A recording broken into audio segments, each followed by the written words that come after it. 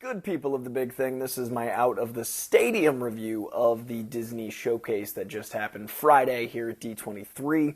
What an experience that was. I want to kick it off with Star Wars, which definitely was something I was looking forward to and think very much lived up to my high expectations, to be honest. The Goonies element of the skeleton crew has been there since the first pitch, but this is the first time I think anyone's seen footage, and it feels more Goonies than I expected, and I didn't know Goonies would work in space, and I still don't, but I do like the swing they're taking, so I'm hoping it lands, because I would like more things like that Amblin feel, especially in this age of genre content. The Grogu and Mandalorian footage looked fantastic. For how early they are into shooting, there's a lot of really cool action sequences they've clearly prevised and got some shots done with. There's a really cool at moment that I'm so excited about.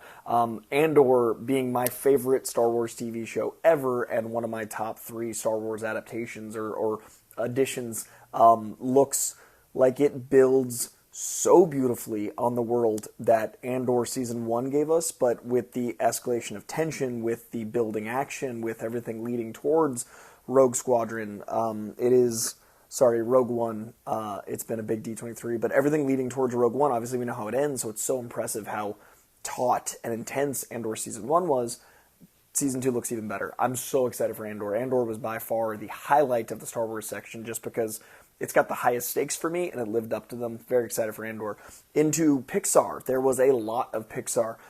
Toy Story 5 is my most anticipated Pixar element because, Toy Story is my favorite of the animated Pixar franchise. That's a little redundant, but Pixar started with Toy Story, and up until Soul had never been dethroned. Personally, Soul is my favorite Pixar, but Toy Story is so consistent, it's so special, it's so topical, it kind of hit my generation.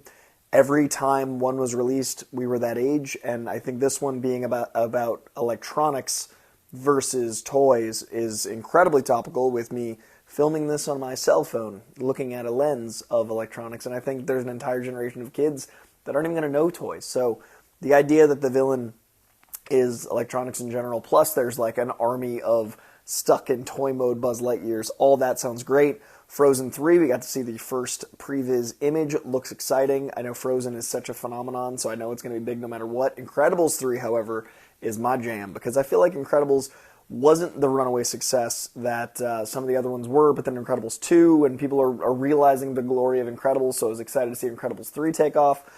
There's also Dreams, which is a in-between Inside Out 1 and 2 TV show, and with Inside Out 2 being, as of today, as of the D23 announcement, the #1 animated film of all time, which is crazy. Makes sense to do a show. So they're doing a show called Dreams. There's also Win or Lose, which they showed us footage of at the last D23 2 years ago, so we saw some more completed stuff. All that was very cool, very exciting.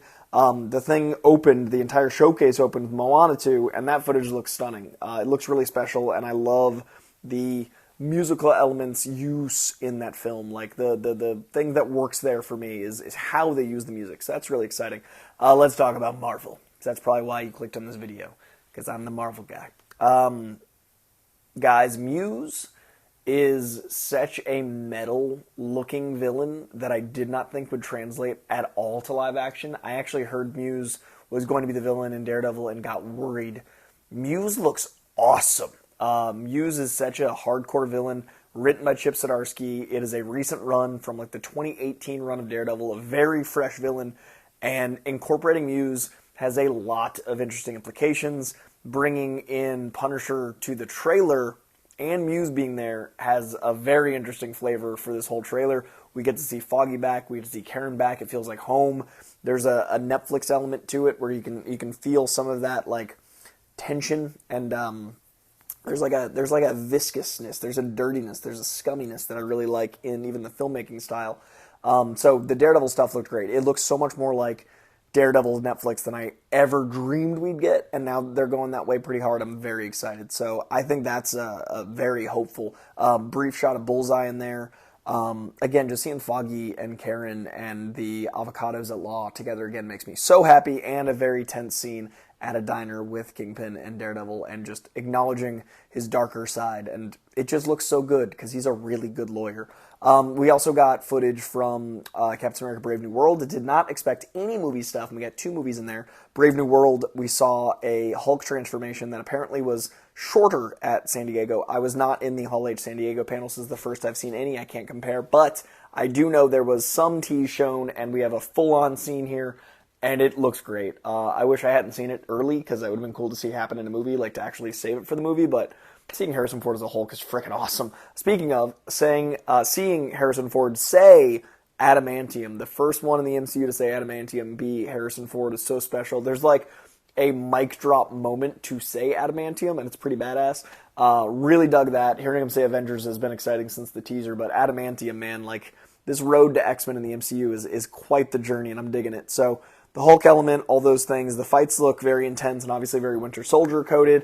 The things they're doing with the political drama mixed with action, very espionage, very Winter Soldier, and they're nailing it. So I think it looks great.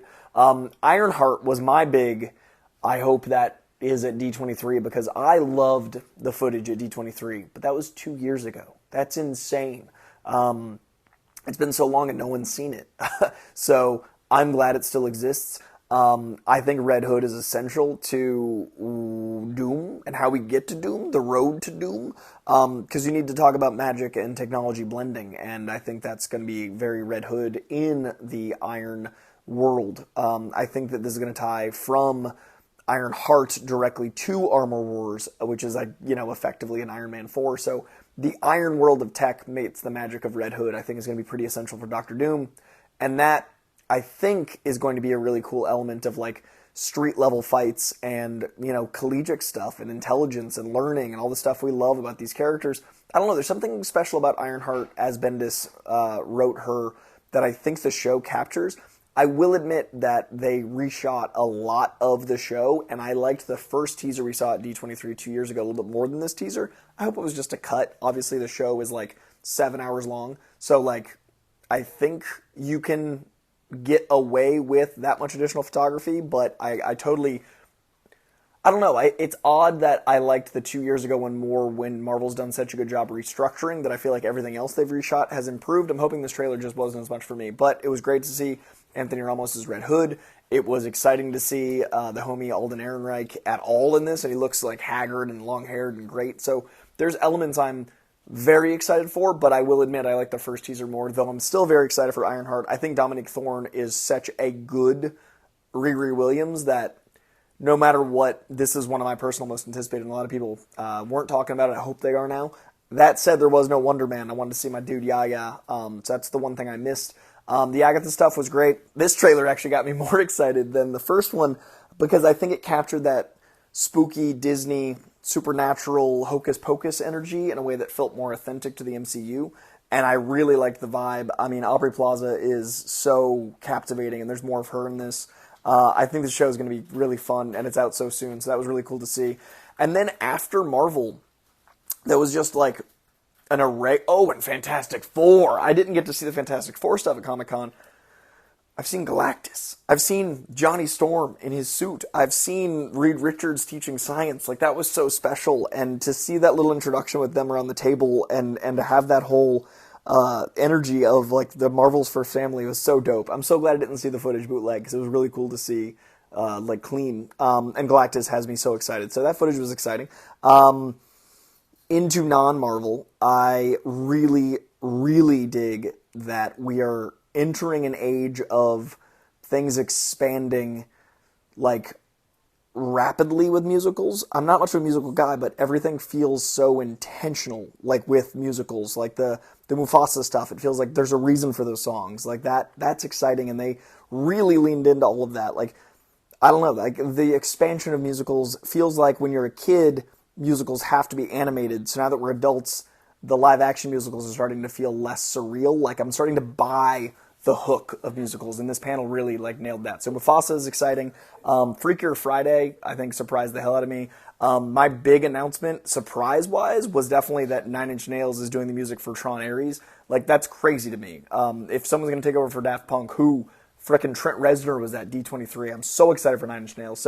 So much exciting prospects for next year, but also like so many things that I feel like we'll have bigger conversations about when we have more data. Like this was good at teasing, and I think that's a good thing for D23. I think San Diego is really good for like news, and D23 is really good for like, here's an announcement, here's a tease, let's dance. So yeah, really impressed. Those are my thoughts. We're going to talk about it much more on various shows. Much love to you, Big Thing audience, and we'll talk more when I'm more awake. What a D23. What a panel. What a showcase. See you soon.